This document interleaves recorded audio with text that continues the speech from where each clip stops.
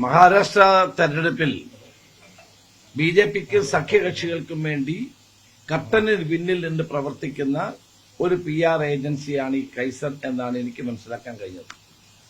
കഴിഞ്ഞ 3-4 മാസക്കാലമായി ബിജെപിയുടെ മഹായുതി എന്ന് പറയുന്ന സഖ്യത്തിന്റെ പല പാർട്ടികൾക്കും വേണ്ടി അവരുടെ പ്രവർത്തനങ്ങൾ നടന്നു വരുന്നുണ്ട്. അപ്പൊ ബിജെപിയെ സഹായിക്കുന്ന ഒരു PR ഏജൻസി എന്ന നിലയിലാണ് കൈസനെ ഇപ്പോൾ മഹാരാഷ്ട്രയിലും ഉൾപ്പെടെയുള്ള സ്ഥലങ്ങളിൽ അറിയപ്പെടുന്നത്. അങ്ങനെയുള്ള ഒരു ഏജൻസി എങ്ങനെയാണ് കേരളത്തിലെ മുഖ്യമന്ത്രിയുടെ PR ഏജൻസിയായി മാറുന്നത് എന്നാണ് അറിയേണ്ടതായിട്ടുള്ളത്. അങ്ങനെ ഏജൻസിയെ ഡെപ്യൂട്ടി ചെയ്യേണ്ട എന്താവശ്യമാണ് ഉണ്ടായിട്ടുള്ളത്? എനിക്ക് മനസ്സിലാക്കാൻ കഴിഞ്ഞിടത്തോളം മഹാരാഷ്ട്ര തെരഞ്ഞെടുപ്പിൽ ബിജെപിയെ സഹായിക്കുന്ന ഒരു ഏജൻസിയുടെ സഹായം തേടി കേരളത്തിന്റെ മുഖ്യമന്ത്രി എന്തിനാണ് ഹിന്ദു പത്രത്തിന് ഒരു ഇന്റർവ്യൂ കൊടുത്തത്? ഈ ഏജൻസി ആരാണ് അദ്ദേഹത്തിന് എത്തിച്ചു കൊടുത്തത്? ഇതെല്ലാം വളരെ ഗൗരവതരമായ സംശയങ്ങളായിട്ടാണ് ഉയർന്നു വരുന്നത്. മാത്രവുമല്ല, ഇത് ബിജെപി പറയുന്ന ഭാഷയിലാണ് കേരളത്തിന്റെ മുഖ്യമന്ത്രി ഇപ്പോൾ സംസാരിക്കുന്നത്. ബിജെപിയുടെ വാദങ്ങളാണ് മലപ്പുറത്തെ സംബന്ധിച്ച് അദ്ദേഹം ഉയർത്തുന്നത്. കുറെ കാലങ്ങളായി ബിജെപി മലപ്പുറം ജില്ലയെയും മലപ്പുറം ജില്ലയിലെ ജനങ്ങളെപ്പറ്റിയും ആരോപിക്കുന്ന കാര്യങ്ങളാണ് മുഖ്യമന്ത്രി തന്റെ പത്രസമ്മേളനത്തിലും അതിനുശേഷവും പറഞ്ഞിട്ടുള്ളത്. മുഖ്യമന്ത്രി കൊടുത്ത അഭിമുഖത്തിന് ശേഷം അദ്ദേഹം തന്റെ പത്രസമ്മേളനത്തിൽ പറഞ്ഞ കാര്യങ്ങൾ കൂടി എടുത്തുകൊള്ളാൻ പറയുമ്പോൾ അത് വായിച്ചാൽ തന്നെ നമുക്ക് മനസ്സിലാവും. കേരളത്തിൽ നടത്തിയ പത്രസമ്മേളനത്തിൽ അദ്ദേഹം ഇത് പറഞ്ഞിരുന്നു. അപ്പോൾ വളരെ ബോധപൂർവമായി ഒരു ജില്ലയിലെ ജനങ്ങളെ മോശക്കാരാക്കുന്നതിനും ആ ജില്ലയെ ഇകഴ്ത്തി കാണിക്കുന്നതിനും വേണ്ടിയാണ് മുഖ്യമന്ത്രി ഈ പ്രസ്താവന നടത്തിയിട്ടുള്ളത്. അപ്പൊ അദ്ദേഹം അത് പിൻവലിച്ച് മാപ്പ് പറയുകയാണ് വേണ്ടത്. ആരാണ് ഈ ഏജൻസിയെ അദ്ദേഹത്തിന് പരിചയപ്പെടുത്തുന്നത്? അങ്ങനെ ഒരു ഏജൻസിയുടെ സഹായം എന്തിനാണ്? അപ്പോൾ ഒരു ഏജൻസിയുടെ സഹായത്തോടുകൂടി മുഖ്യമന്ത്രിയുടെ മുഖം മിനുക്കാനുള്ള നടപടികൾ ആരംഭിച്ചിട്ടുണ്ട് എന്ന് ഞാൻ പ്രതിപക്ഷ നേതാവായിരുന്ന കാലഘട്ടത്തിൽ തന്നെ പറഞ്ഞ കാര്യങ്ങളാണ് ഇതെല്ലാം. മുഖ്യമന്ത്രിയുടെ ഓഫീസിലാണ് സ്വർണ്ണക്കള്ളക്കടത്ത് നടക്കുന്നത്, അതിന് സഹായിക്കുന്നത് ഞാൻ പ്രതിപക്ഷ നേതാവായിരുന്നപ്പോൾ ഉന്നയിച്ച കാര്യങ്ങളൊക്കെ സത്യമാണെന്ന് വന്നുകൊണ്ടിരിക്കുകയല്ലേ ഇപ്പോൾ. അപ്പോൾ അന്ന് സ്വർണ്ണക്കള്ളക്കടത്തിനെ പറ്റി പറയാത്ത മുഖ്യമന്ത്രി ഇപ്പോൾ മലപ്പുറം ജില്ലയിലെ ജനങ്ങളാണ്, അല്ലെങ്കിൽ മലപ്പുറത്താണ് ഏറ്റവും കൂടുതൽ ഈ കുറ്റകൃത്യം, ദേശവിരുദ്ധ പ്രവർത്തനം നടക്കുന്നത് എന്ന് പറയുന്നതിന്റെ രാഷ്ട്രീയം ജനങ്ങൾക്ക് ബോധ്യപ്പെടുന്ന കാര്യമാണ്. അപ്പോൾ ഒരു ജില്ലയെയും ആ ജില്ലയിലെ ജനങ്ങളെയും പൊതുസമൂഹത്തിന്റെ മുമ്പിൽ മോശക്കാരായി ചിത്രീകരിക്കുന്നതിനും അത് സംഘപരിവാറിന്റെ വാക്കുകൾ കടമെടുക്കുകയും ചെയ്യുന്ന മുഖ്യമന്ത്രിയുടെ ഈ നിലപാട് ഒട്ടും ശരിയല്ല. അദ്ദേഹം ഇത് പരസ്യമായി മാപ്പ് പറഞ്ഞത് പിൻവലിക്കുകയാണ് വേണ്ടത്. ഒരു ഏജൻസിക്ക് കേരളത്തിൽ എത്രയോ ദിനപത്രങ്ങളും വാർത്താമാധ്യമങ്ങളുമുണ്ട്.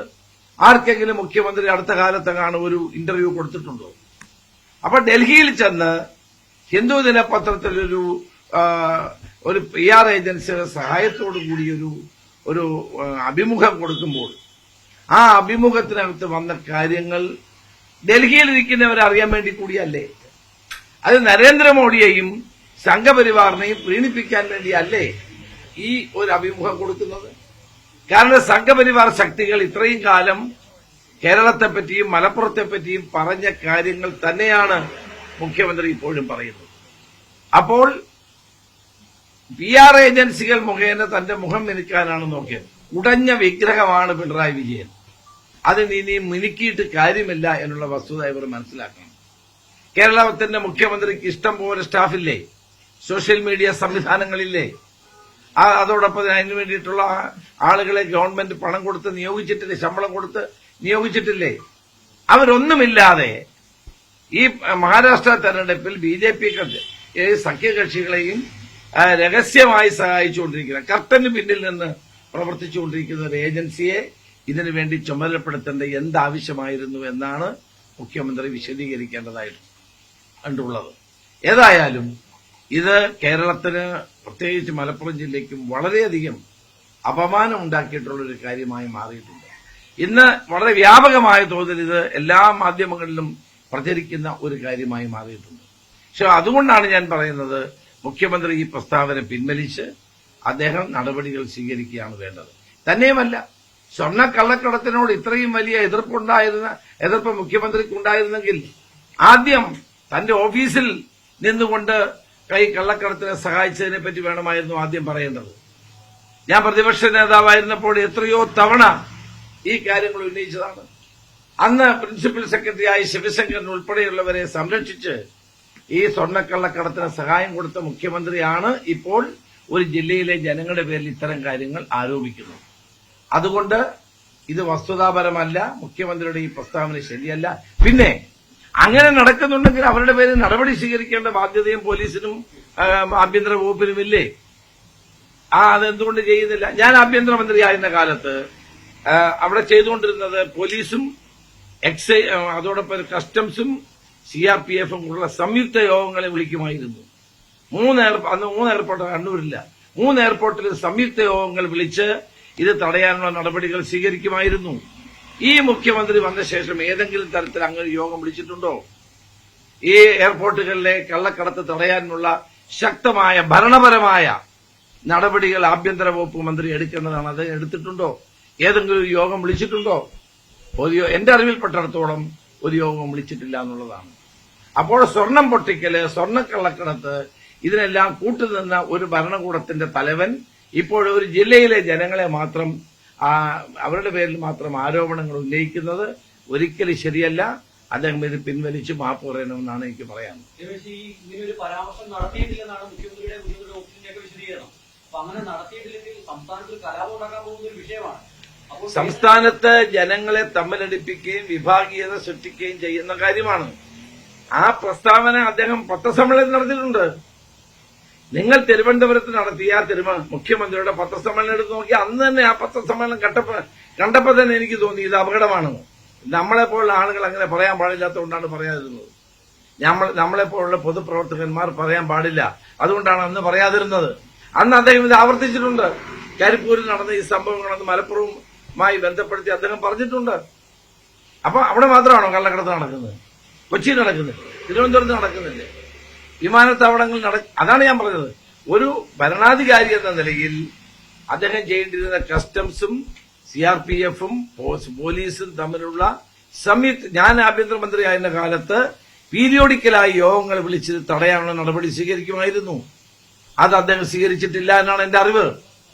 അങ്ങനെ ഭരണപരമായ നടപടികൾ സ്വീകരിച്ചുകൊണ്ട് സ്വർണ്ണക്കള്ളക്കടത്തും സ്വർണം പൊട്ടിക്കൽ ഉൾപ്പെടെയുള്ള ദേശവിരുദ്ധ പ്രവർത്തനങ്ങൾ തടയുന്നതിന് പകരം തന്റെ രാഷ്ട്രീയ താൽപര്യങ്ങൾക്ക് വേണ്ടി ആ സംഭവങ്ങളെ ഉപയോഗിച്ചത് തികച്ചും ദൌർഭാഗ്യകരമാണ്.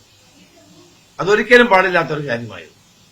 അതുകൊണ്ടാണ് ഞാൻ പറഞ്ഞത് അദ്ദേഹം അത് പിൻവലിച്ച് മാപ്പ് പറയണമെന്നുള്ളത്. മുഖ്യമന്ത്രിയുടെ ഭാഷ കുറെ കാലമായി ഇപ്പൊ സംഘപരിവാറിന്റെ ഭാഷയാണ്. അവർ പറയുന്ന കാര്യങ്ങളാണ് അദ്ദേഹം പറയുന്നത്.